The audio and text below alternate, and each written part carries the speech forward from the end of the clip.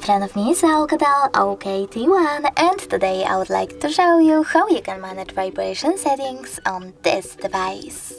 First of all, go into settings and tap on sound section after scrolling down. Now select Vibrate For Calls and tap on one of those options for your incoming calls. Never vibrate, always vibrate, or vibrate first, then ring gradually. I will go with never vibrate and go back. Now you need to scroll all the way down and choose Advanced.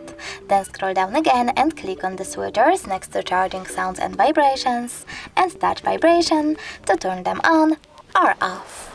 Thanks so much for watching. If you enjoyed this video, leave a like, comment, and don't forget to subscribe. Bye!